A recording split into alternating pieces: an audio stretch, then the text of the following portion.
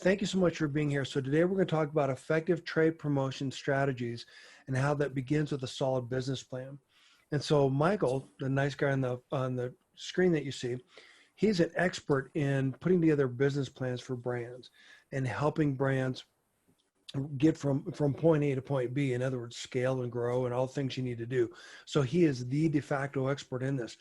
When we talk about sales success begins with a solid business plan, this is a course that Michael and I did together. It's on my school. You can get there by going to the school. Check it out. It's a free course.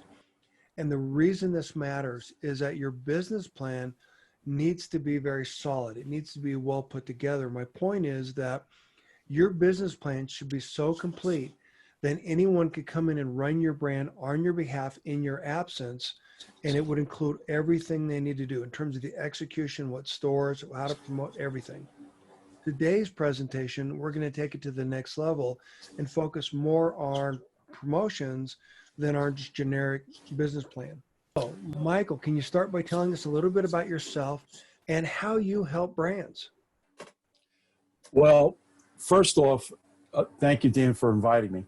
And second of all, what we're seeing today is that for myself, I started with Anheuser-Busch many years ago and worked my way up in DSD, both on the pedal. You loaded your truck, you pedaled to get everything off of it, and you strategically thought of exactly who you were going to sell to, which packages, what type of displays, shelf sets, and all that. Then I moved into what they call pre-sell. And in pre-sell, what I did there was pretty interesting. I was the first one, and I became the national trainer of how you set your day up for sales, going into both supermarkets, convenience stores, and of course the open market, your corner delis and all that. Then I moved on to Nestle's Waters, where I built both the retail side and the home and office side simultaneously, because we wanted to keep the price value equation pretty much together. Okay. Then after that, I went to work for Bain Capital, where I began really my journey here with Belmont Food. I'm sorry, Belmont Food and Beverage. It's been a long morning already. And in that, we were able to really understand the financial sides, which Bain Capital, I was very fortunate along with Aries to learn. And then after that, we took some brands literally from a startup and we got them up to $10 million. I was also part of, as our dear friend Eric Skay, helping out with Rayos, and Eric led that charge to sell that company for $412 million. And then after that, I went on to work with other brands now that are getting either staged for sale or they're working toward their goal of keeping the brand. So here at the Belmont Food and Beverage Group, what we try to do is first, let's find out who you are, what you want to do, and do you have an exit strategy, or do you want to keep the company? Those are probably about the two simplest ways. And there's other ways of doing that, as you know, how the business expands and how it may grow, either quickly or steadily. It depends. Again, and that comes back to your business plan. Thank you for sharing that. In fact, on that note, one of the things that I was overlooking in my background, but Brad Barnhart made a point of saying, hey, you need to focus on that more, I should focus on that more, is DSD. The basics of selling are so critically important to the success of every brand. And if you can do this and do this right, then that's going to help you grow and scale. And so the point being is, like Michael, understanding the relationship between the brand, the retailer, the consumer is where the conversation needs to start. And so again, Michael is the expert in understanding how to leverage that with brands and help support them and help them drive sales. And that all begins with a solid business plan. So Michael, would you like to start out with your first point, which is strategy? Yes. First off, let's talk about strategy in general. You have to have like the essential elements of a business plan. So first thing I always tell people is, okay, what is your product? We don't have a brand yet because you have to develop that within your business plan and marketing plan, tied together. So what is your product? And then after, when I talk to a entrepreneur, a founder or whatever, the first thing I ask is, What have you done on the side of competitive analysis? Do you understand the category? And maybe you might be in a subcategory that you would own. And Dan and myself worked on a certain project for a company. They were number one in the subcategory, but they were in a massive category until Dan broke it out and showed, the numbers correctly. It showed that that particular owner owned the subcategory they didn't even know about. Right? So when you get your business plan, the first thing I always tell people is the executive summary. Keep it to one page. Don't go more than a page. It really has to be precise of what you're trying to do, who you're what you're being involved with, which markets you're trying to sell to. That's it. I've seen too many executive summaries, 2, 3, 4 pages, and there's nothing concise and really designated to what you're trying to do with this product that you're developing to a brand, right? And the second, let's go to the marketplace and competitive analysis. One of the books I strongly recommend to the group here, it's called The Modern Competitive Analysis by Sharon Osler. This book is very good. I really believe in the book. I've had it for years. And there've been some updates with it. And Michael Porter has also his book. But this one I like because it really dives deep into what you're supposed to be on the competitive set. And are you in a category that you're not going to be a disruptor? There's nothing unique. There's nothing different. That's when you have to say to yourself, do I really have the wherewithal mentally to do this, to get into that side of your business? So you have to be very careful. And I think most of the times people run into a category and they say, well, it's 23 billion. Well, there's about 6 or 7 characters that have been there for 10 plus years. And we both know, as you like to say, Dan, you're going to be an endless ATM machine asking for more money, more money. And really, in this day and age, a lot of investors, and I had a great conversation with one of them today with a brand. He said, Mike, our timelines have really shrank. It's about 36 to 40 months. We have to see a break even, and whatever that break even is. And that also has to be in your business plan. And he also said to me, which was interesting, he goes, Mike, I saw what you wrote here about the competitive strategies and what some of them are doing to, quote, get bad volume. And that's something that I never heard before. And we talked about that at length. Okay. So your next one is really your sales and marketing objectives. What are you trying to do selling this product and marketing it? Again, this part here, part 3, should be no more than 2 pages. Sales and then the marketing. And really have it nice and detailed of exactly what you're trying to do in your sales and your marketing side of that. The next thing is your sales and marketing plan itself. Who is your target consumer? And I like what Dan always said. If you don't know who your consumer is, then you don't know who's going to buy it. And the other thing that Dan probably hears a lot that I hear is, everybody's my consumer. Well, that's like saying you're selling and everybody's your customer. No. That's where, again, you have to know your target customer. You can do it by a consumer journey tree. You can do it by a consumer, what I call branch tree of what they are, who they are, and why they may come to your product and why they should buy it, right? So those things, as a consumer journey map, I like to call it, should be in there. So you're trying to explain to an investor or to your employees that you're hiring exactly what you're trying to do, right? And we see a lot of confusion with that because it starts at the top. And one of the things that I always tell people is, if you have a consistent message and you have a consistent process, you should have consistent execution points for what I call, consistent sales. That's one of the things I'm seeing in a lot of the business plans that's not being done, is that the owner, founder says one thing, but they're not following what they wrote in the business plan. And it's like you're sort of off the reservation, as I like to call it. Let's get you back on it to say, why did you change this? And if you did the employees bring that in, make the adjustment in the business plan so we all stay consistent with it? And that's another thing I say.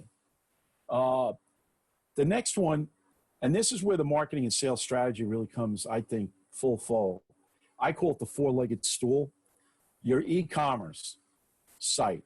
What are you trying to do to get the consumer to look at your brand? You've got about 10.4 seconds from what I've been reading, which I do agree with, to tell them why you should buy our brand.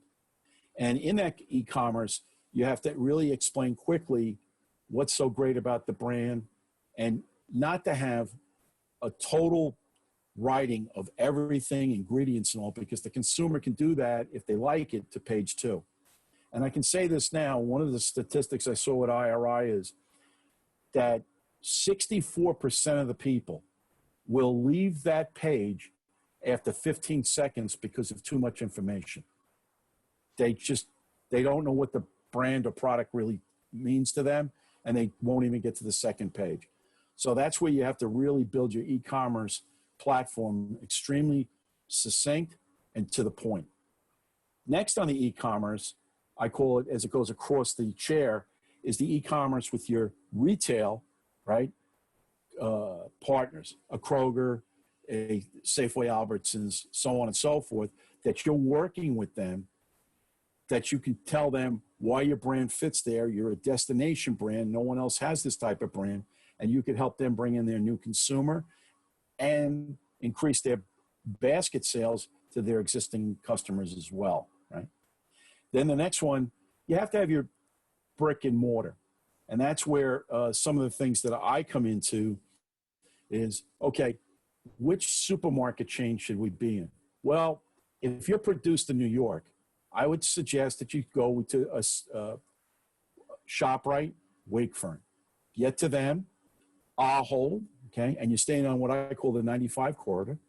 And then up, you can go to maybe a Market Basket, New England. So now you're pretty much within 4 hours, like as Eric Skay likes to say, of distance to go see the stores, to check on what's being done, to make sure the pricing's correct, to make sure the shelf positioning that you discussed with the buyer has been done, and your broker is executing that, which we'll talk about a little bit in the next. And the last thing is to talk about the brand itself. In that, your brand is here. It's working with your brick and mortar there. It's working with your e-commerce here and your e-commerce over here with the retail. Now, the other thing, the e-commerce, I want people to understand is you've got to have that just for Amazon itself. Amazon has 2 levels. They have one, which is Seller Central, and the other one is Vendor Central.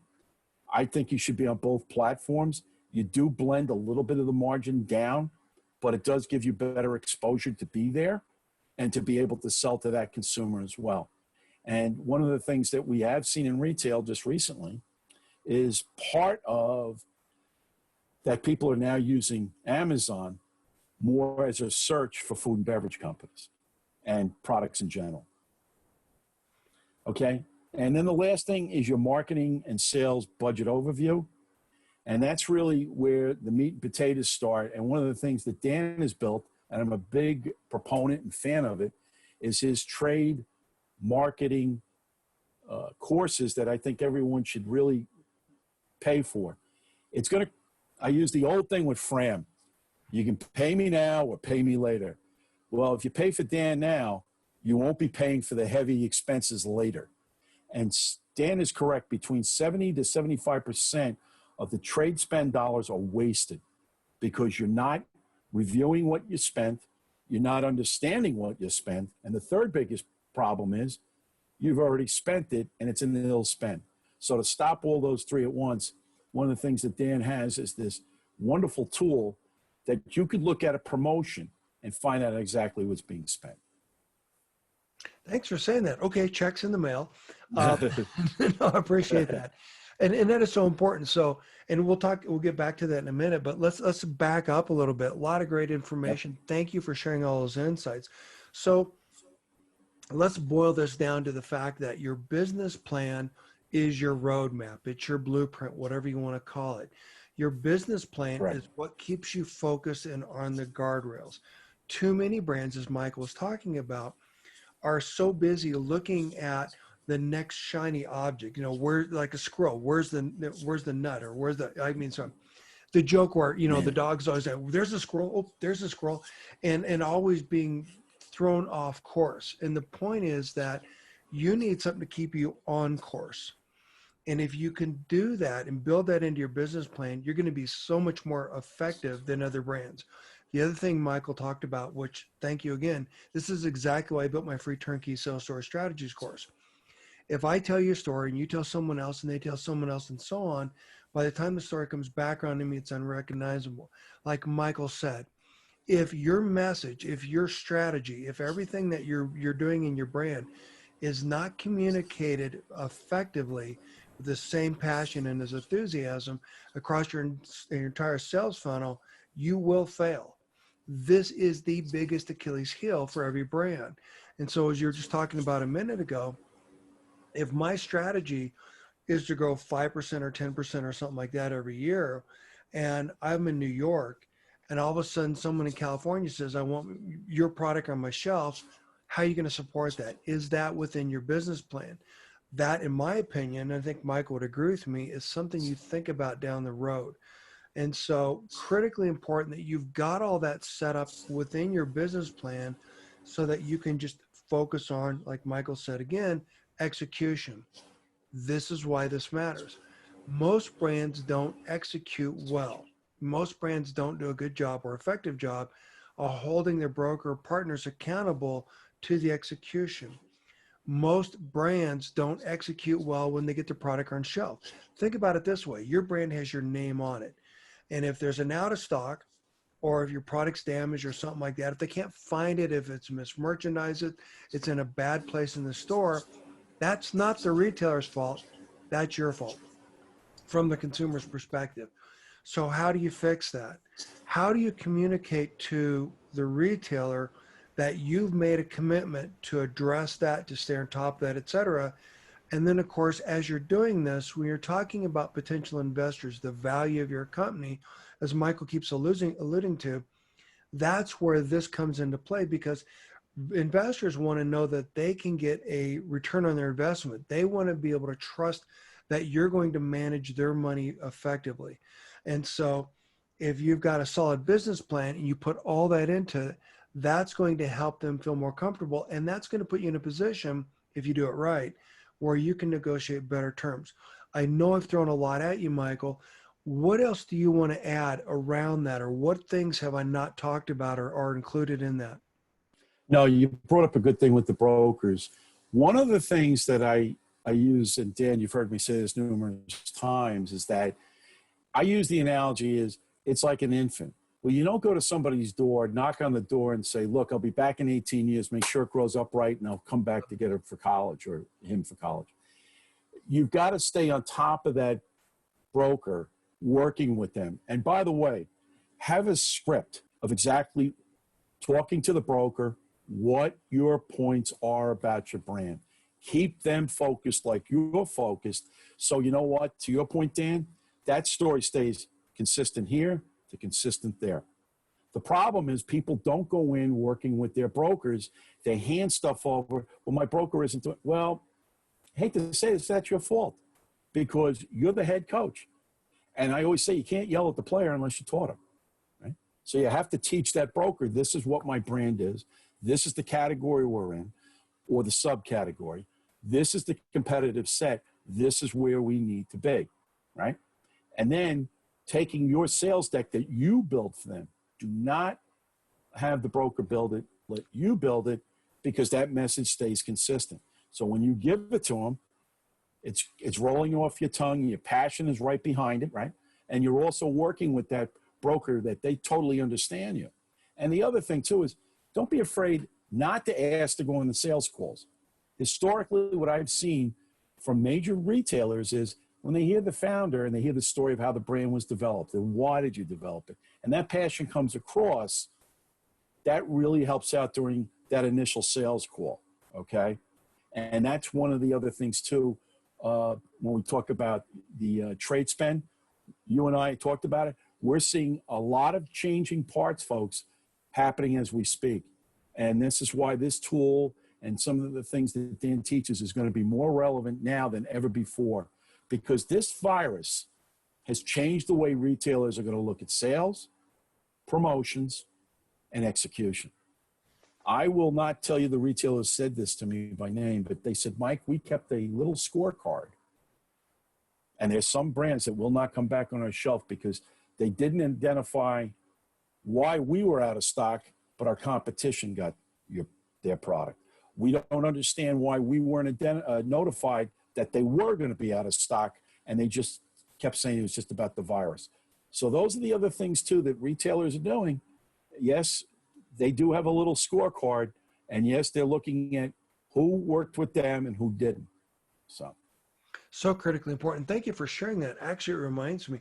Well, first of all, first thing you said, I just published podcast episode 205 with Charles Organic, and Maddie was talking about how he goes out and makes a point of working with a retailer. They've got a short video, actually it's about 29 minutes, but it talks about the brand, and it gives a really good flavor for the brand and an understanding of the brand.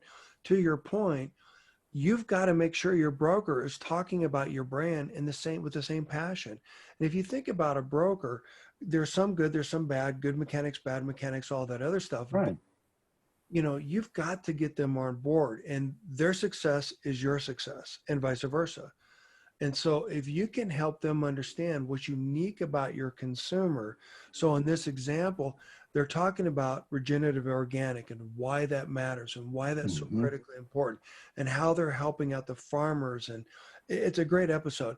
So check it out. But the point is, if you can leverage that within your broker and develop that relationship and have that ongoing working relationship with them, challenging them to actually use your product. What a concept, right? So that's going to help out a lot. But then in terms of what Michael said, as far as the execution piece, cannot overstate this. This is the Achilles heel of every brand. Big brands have a lot of trouble with this as well. And there's a lot more to just having enough product on the shelf. You got to have the right placement. You got to know how many people buy it. That we'll talk about that later. But as Michael said, retailers want to feel special. And if you are in a retail store, think of it as a gift. And if you're doing something different in their competition and they find out about it, they're going to say, hey, where's the love? Why aren't you doing this for me? Or how come I'm not getting what I need? Or why are you promoting deeper down the street, at a deeper discount down the street? All of these things impact your ability to grow and scale. Remember, this relationship is about trust. This industry is about trust.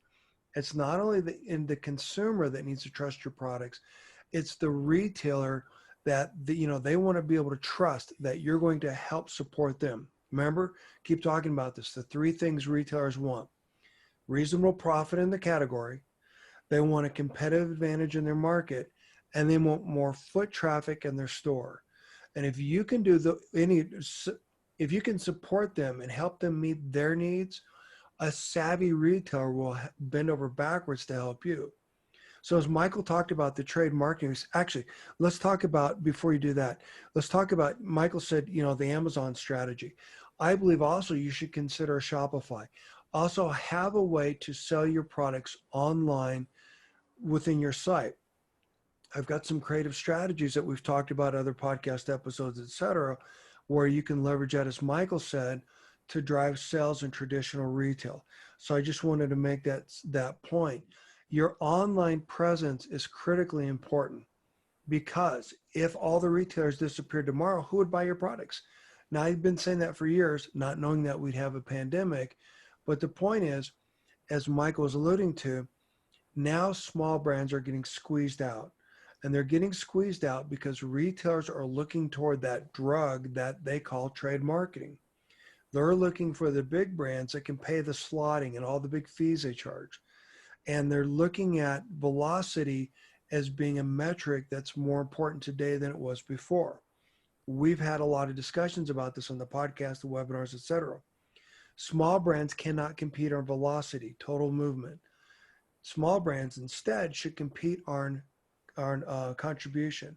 And more importantly, what does your product drive into the store in terms of market basket growth and profit and stuff like that? That's where you need to be. That's where the trade marketing piece comes into play, and that's where all these other strategies we're talking about. So, Michael, before we get into the trade marketing piece, any thoughts? Well, one thing is, and I wanted to put this book up, it's the strategy of tactics of pricing. It's by Thomas Nagel. And this is another, I like to call, and as you look behind me, I have 4 bookcases for business. And over the years, I have my own personal library, and I try to update it once a year, give away the older editions, get new editions, whatever it may be, because this is the changing that you and I talk about. And I'm glad you brought up Spotify. I didn't want to bring that up. That's how we have to get our clients, not just with Amazon, of course, right? But that's really, you're correct. And one of the things I will tell somebody, and this stat just came out, I got it right here. The 60 plus group, 47% are going to continue to stay online. And some of the reasons were still not sure about going to a store, ease of store and all that. And here's another thing. The average consumer, and you probably heard this last night on one of the things we talked about, the average consumer is only going 5.5 miles to their store. So it's critically important that with your brand that you have that. And as you know, I always call it a destination brand. I'm not in the big box stores. I came to you, Mr. Retailer, because this is the consumer you're looking for that we have. And again, I go back to our consumer journey map, consumer tree. And then all of a sudden, wow, he did his homework. Because I'm going to say this to everybody, and I mean this all, please don't go in and say, my stuff tastes great and you make a lot of money. They hear that all day long. I do say a running joke, geez, my stuff tastes terrible, you can't make any money. You might have to buy a what? Because they hear the other one so much, right? So you've got to go in and show why your brand deserves to be there and who you bring to the basket. And one of the things in Dan's courses that is very, it was important to me to hear it again, why should you have me? And that's one of the things that Dan talks about in trade spend.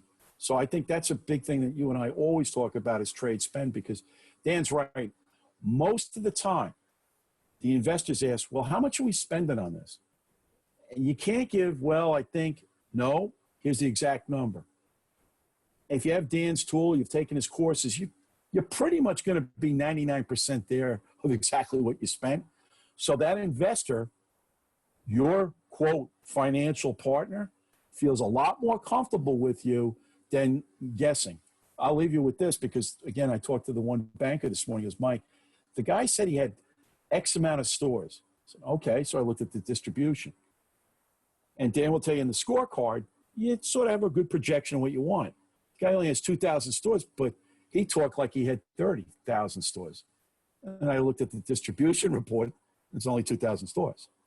So now this investor, who is a dear friend of mine, said to me, Mike, what do I do? I'll talk to the owner and I'll work it out with him to readjust him.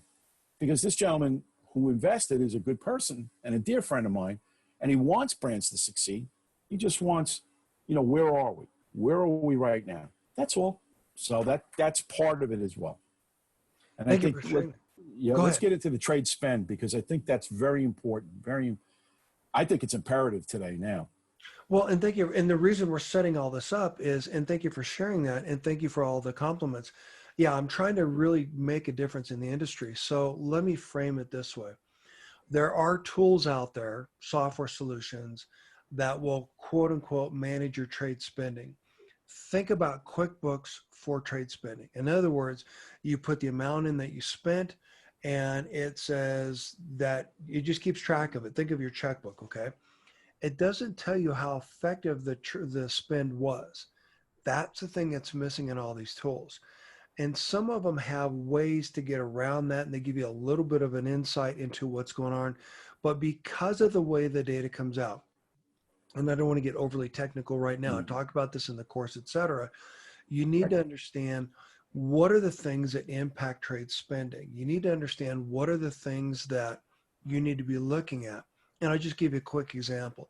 If you wanted to know how well your product is doing in Denver, Colorado, in the natural channel, there is no database on the planet that will answer that question.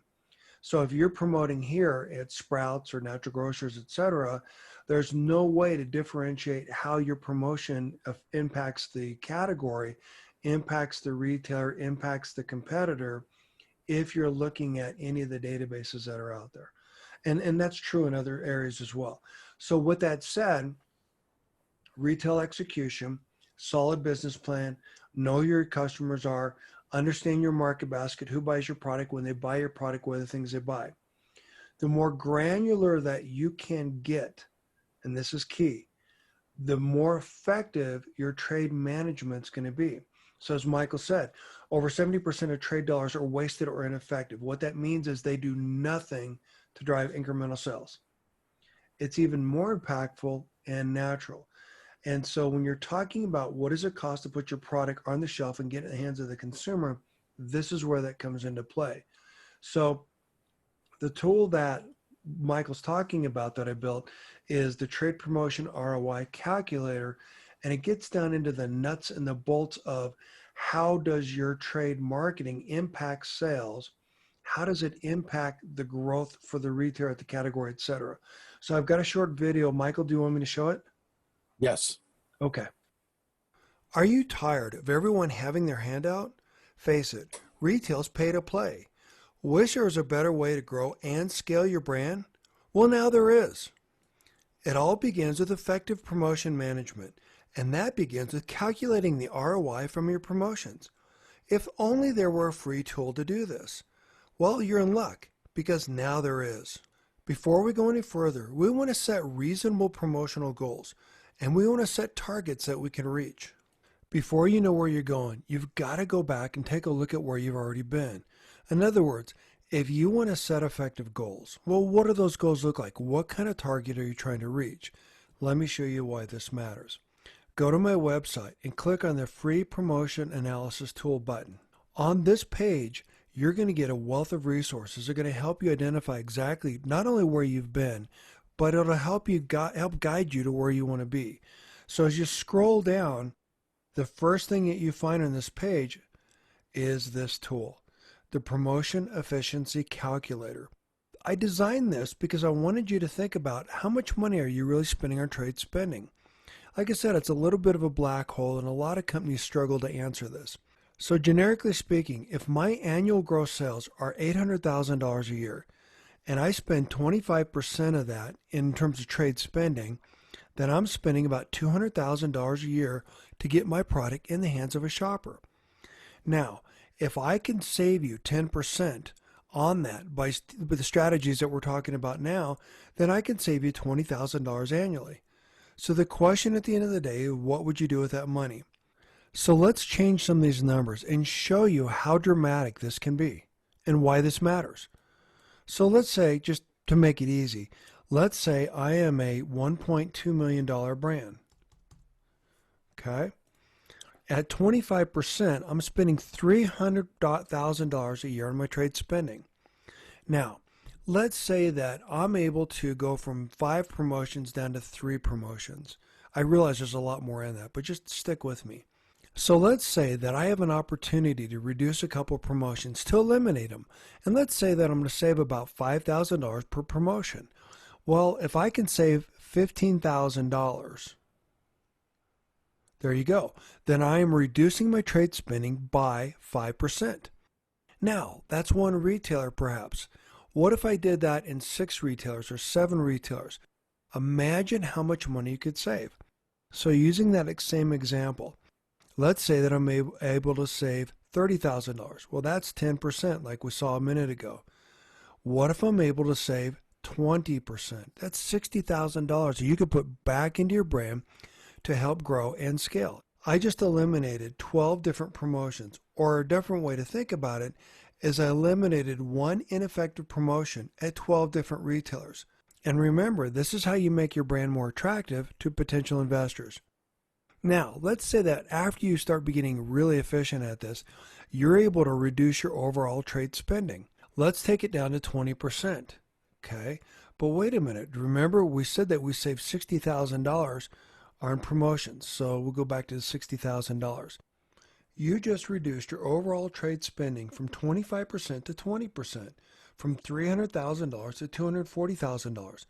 And in the process, you were able to increase your efficiency from 20% to 25% for the $60,000. Now, as a percentage of your total sales, we're still saving a ton of money, $60,000 in this example. But the reality is, if you're saving 20% on your overall trade spending, you're most likely saving a lot more in terms of your efficiency, maybe 30%. And that's because you're more efficient, because you're using your knowledge to be able to choose which promotions are more effective. You're choosing the promotions that are going to do more to elevate your brand. My point is this: play around with this and see how these numbers impact your sales. Use your best guess to define how much you think you're spending in trade spending, and then use this as a benchmark, as a goal. Set reasonable goals. Again, how much did you spend on a particular trade promotion? Back that out. Well, what percentage is that? Okay, now if you back out two of them, what if, for example, on a trade promotion you spend $5,000, but now with your new skills, you're able to get more out of that? You're still spending the same amount of money, but now you're able to grow even more sales. Anyhow, play with this. It's free. It's my free gift to you. This is how I give back. Leverage this tool to help you set appropriate goals to maximize each and every dollar of your trade spending. Okay, so now let's scroll down and look at the promotion analysis tool Lite. So here you're going to see a lot of the things that you're going to see in a typical promotion sheet. So do your very best to complete this. Put in the name of the event date, how many weeks long the event's going to last, the fixed cost, anything and everything you possibly can.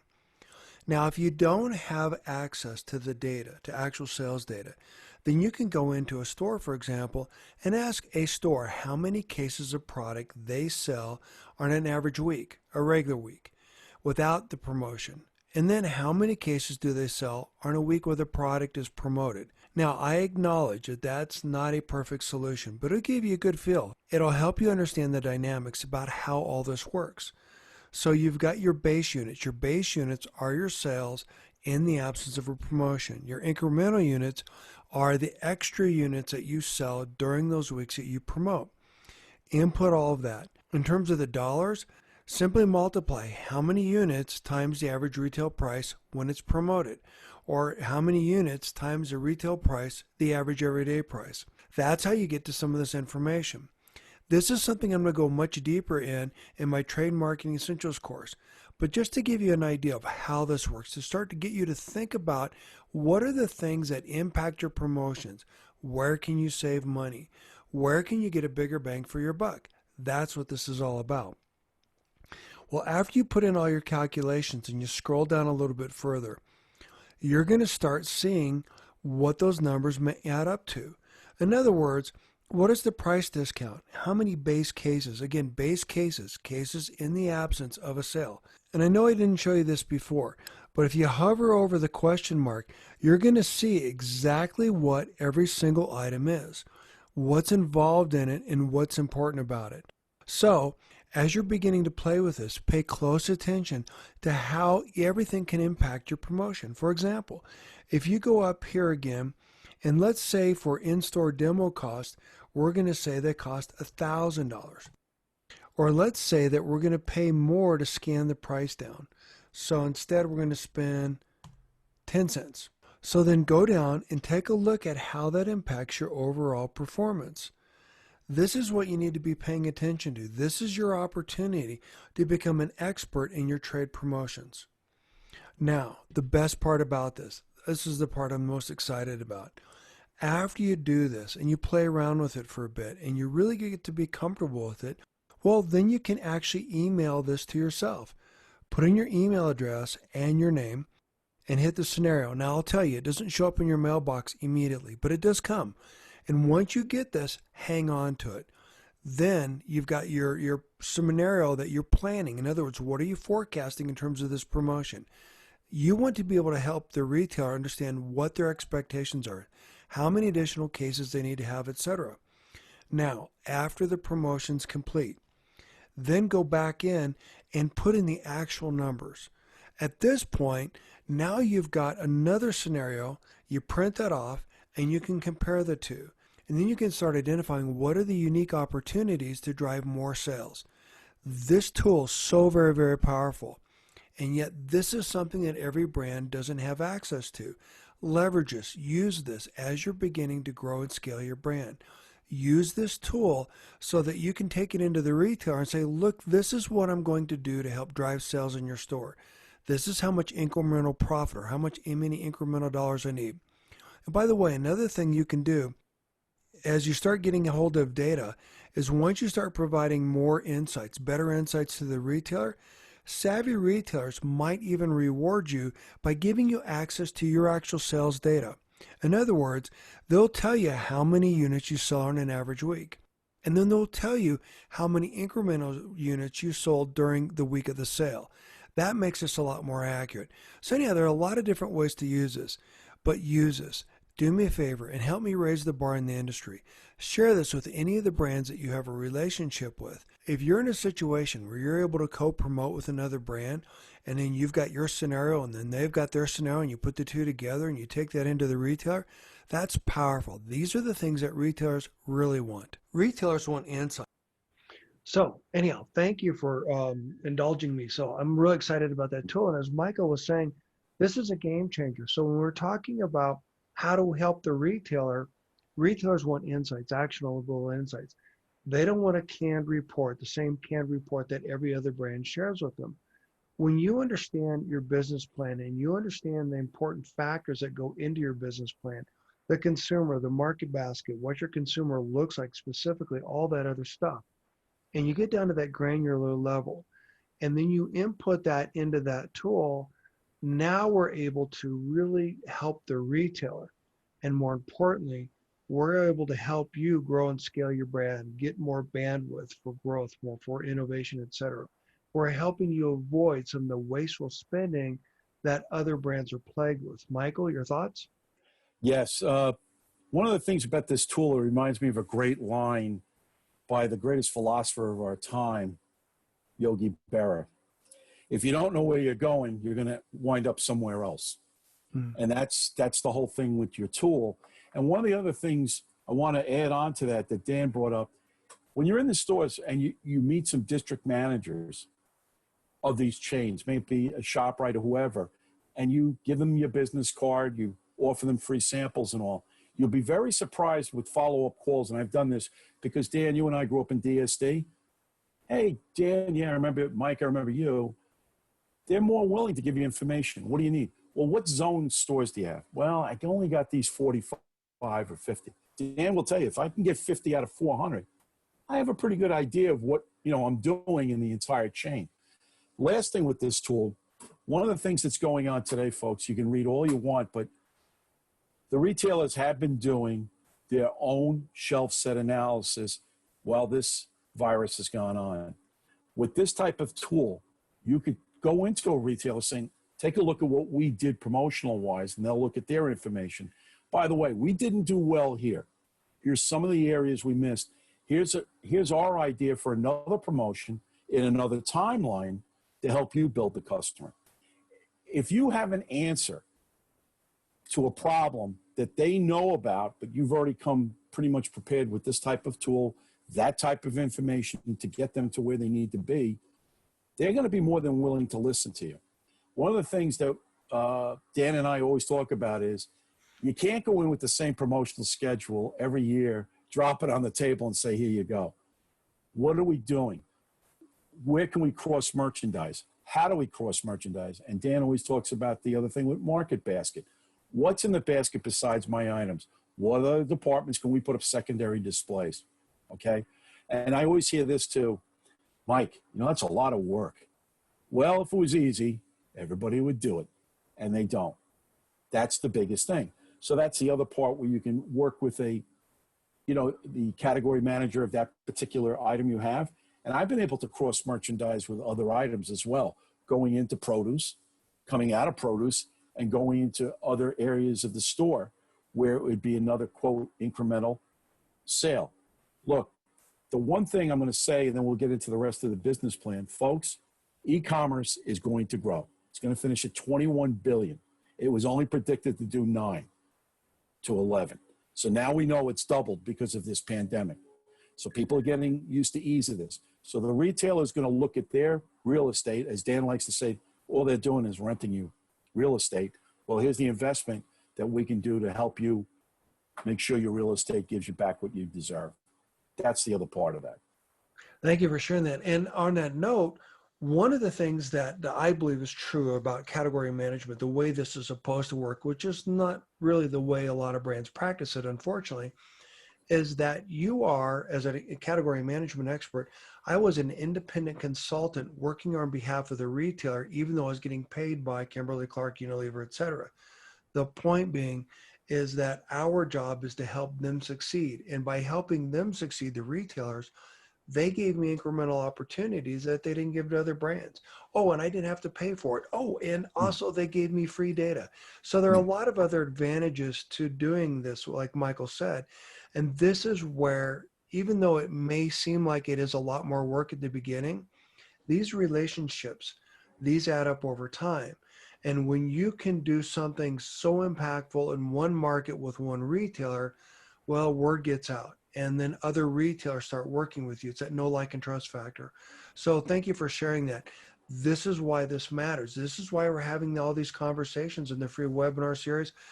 And this is why I brought Michael in today, again, the expert in talking about this.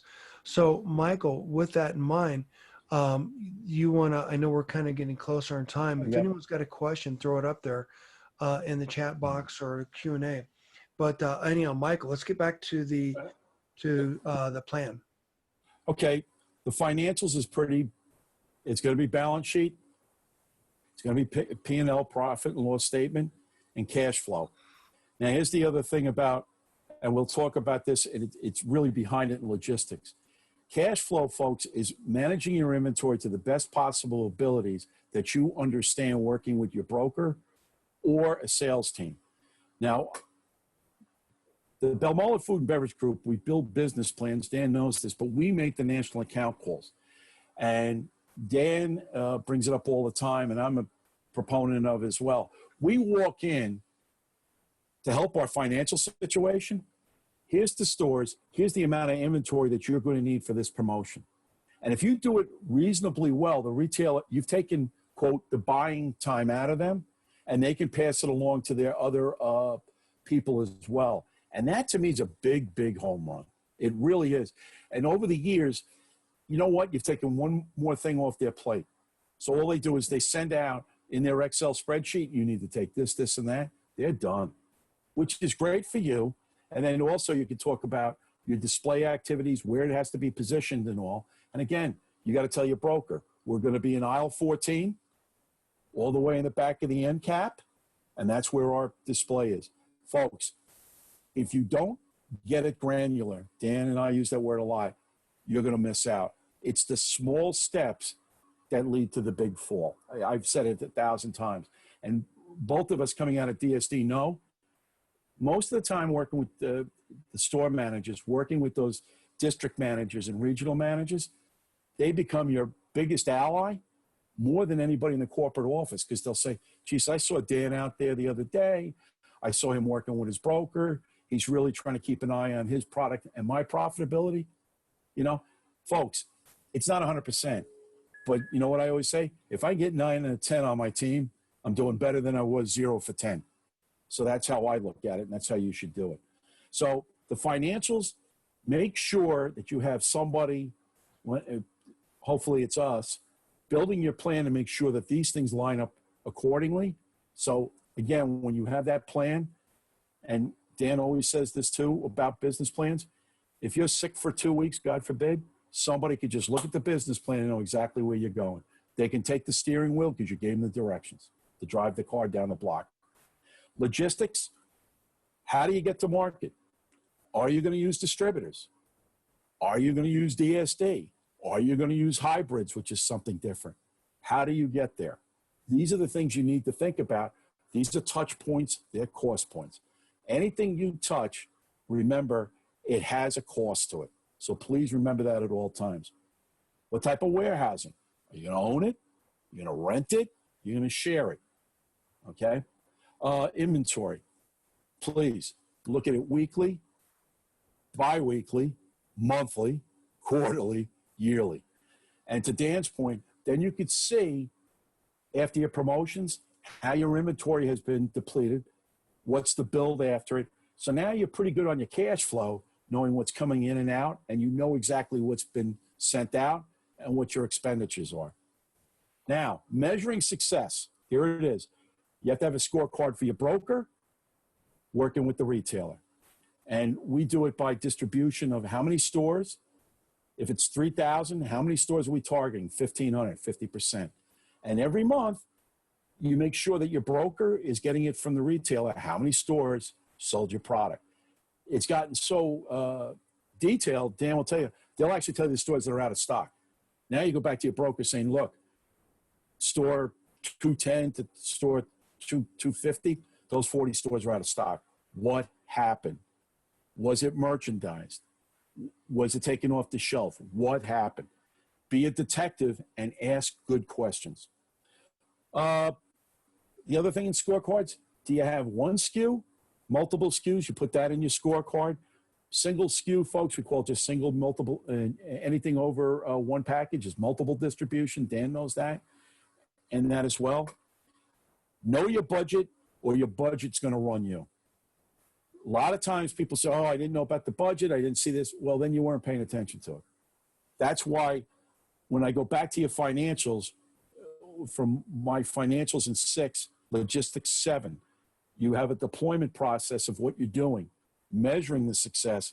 Your budget numbers should be just like that. You know exactly what was sent out. You know exactly the sales to the stores.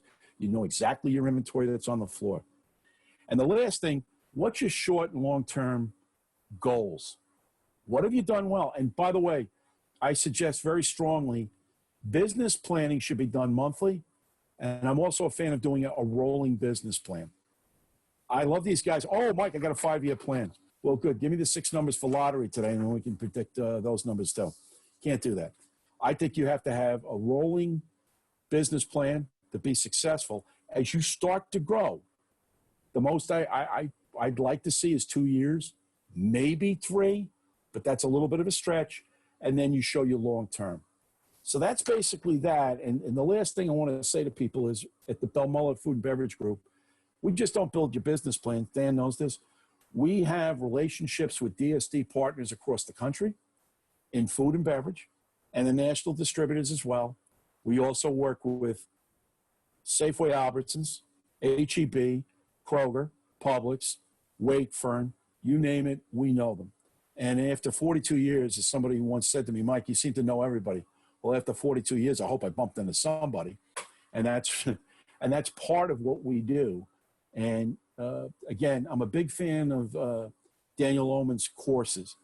I think it really behooves you to take maybe an hour or 2 a day to take his courses. And I think you're going to learn a lot of the basic fundamentals of how your business should operate to be profitable and then to be successful. And it just doesn't come overnight. Yeah, I do a lot of reading. I read about 22 to 23 books. I do not sleep on planes. I'm still a wreck after all these years. So I read a lot on the plane, books and all, to see what's going on, to see why the industry's changing and how I got to get out in front of it. You know, somebody said, well, this is happening there. Okay, well, how do I get out in front of it? And this e-commerce that Dan and I have talked about, it is growing. So now you have to have a more detailed plan of your, in my 4-legged stool, of exactly how that's going to work. Thank you for sharing that. And on that note, Michael is just like you said, a voracious reader, but he's on top of things. He knows things. And one of the points I wanted to make out, and thank you for sharing all that, Michael, is that this is where hiring an expert to help fill in those gaps makes sense. If a natural brand has people that they've brought into the VP role, the VP sales, we see that a lot. People that don't have a lot of experience, you know, they're going to do a good job in smaller accounts. But when you go in front of a Kroger with 2,900 stores or something like that, you need to play at a much higher level. And don't feel bad about realizing, acknowledging that you could use some help. And this is where someone like Michael comes into play, because he's going to help you knock the ball out of the park. He's got the relationships. He knows what they're looking for. He knows how to talk to them. And he's proven himself time and time and time again. One of the reasons people hire a broker is for that relationship. But remember, brokers are using sometimes cookie cutter strategies because they've got to be all things to every brand that they work with. This is targeted based upon what your needs are. So a couple quick questions. First of all, Deb says, beautiful point on rolling business plan. Michael, I agree completely. Cannot stress that enough. You've got to have a business plan that you review all the time. Doesn't mean that you build it, you set it in the shelf. Deb also says, does Michael have data on the drop in average trips to the grocery store per household? I heard that on that webinar that you asked me to listen to last night. So please go ahead. Well, the average we're seeing, and it's actually gone down. It was averaging here in the Northeast 2.75. It's actually down one trip. Now, you'd say, oh, it's a competitor. No, it's not. It's e-commerce that picked it up. Some of the zone drops I've seen, and Dan knows I'm fortunate to have somebody in the industry that has this data. It was really picked up in the zip codes of an Amazon. So that's where it's going, Deb. And I think one of the things that you have to realize is that has to be part of your plan. But the other thing too is they're also, now they're getting back into healthy and organic products. That is, health and wellness is now come back strong because people have either put on weight or they don't feel good about themselves. They were depressed about being locked up and all that. So with all that being said and done, a good natural product is still being really sought out by the retailer. And Dan will tell you, if you're going into that retailer for the first time, you better be spot on. This is your Broadway show. This is where they write the review. And that review is the category manager. And one other thing Dan and I will tell you over the years, working DSD and all, the guy that you meet in the store may wind up being that category manager. And he'll remember you all the times you came into the store and you were so helpful. That relationship stays there. So remember who you treat bad today. Maybe the guy who's going to treat you, or the lady treat you bad tomorrow. So always try to be very friendly to everybody. I've been fortunate because the Kroger buyer, one of them, in the dairy side, was a store manager, and I used to sell him Budweiser years ago, working out there, and we developed a friendship. And now he's the category leader, running the entire dairy. And anytime I have a dairy product, hey, Mike, come on in. He says, just send me samples. And now we were doing Zoom before Zoom was big. He goes, I know how you know my stores. Tell me why. Why do I need this? Why is that consumer here? Those are the things, too, that work out. So. Thank you for sharing that. And, I forgot to say that the scorecard, thank you for bringing that up too, Michael. Yeah. I've got a robust module that's in the Trade Marketing Essentials course. So keep that in mind if you want to go through it. It's going to help you take what we've talked about and distill it down into actionable steps so you can execute flawlessly. But back to what Michael said about relationships. At the end of the day, this business is highly built on relationships. And while the category managers that quote, that term I'd actually use, retail buyer, that takes care of the product at the store, they may not have the wealth of experience, but it's how do you help educate them? And this is how you do it, by leveraging these strategies as insights. I know we're over the time. Michael, any parting thoughts? One thing is that Dan is one of these industry leaders, and I want people to really look at his courses. And I'll say this again. When you look at the cost of certain other learning courses that I've seen over the years, they're quite expensive. But the one thing that Dan brings to it is the reality of it, because he's lived it. And sometimes I think some of the courses that I've seen, they meant well, but they didn't provide what is really happening. Why is this happening? And one other thing to get back to Dan's courses, if you saw his promotional calendar, there were certain things that he had me think about, and Dan will love the old line, surge zones. And when Dan had that, I could put that in that surge zone there. And people would go, what do you mean by a surge zone?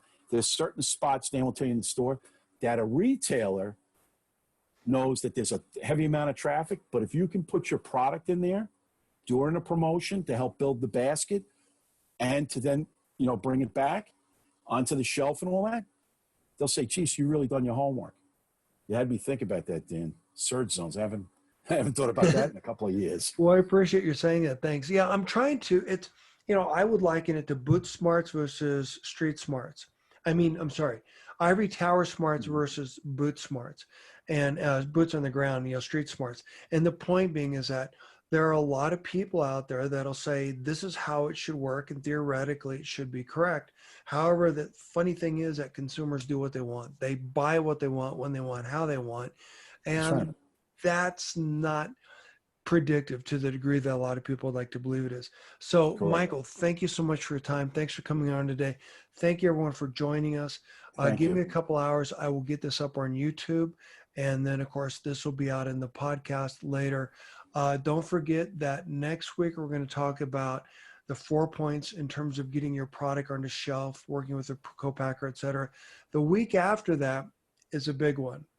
I'm going to be talking about how do you maximize your how do you make sure you don't lose cash flow, or how do you maximize your trade spending so you don't lose cash flow. And we're going to focus more on deductions. So anyhow, thank you everyone for being here, and look forward to seeing you next week, same time. Thank you. Thank you.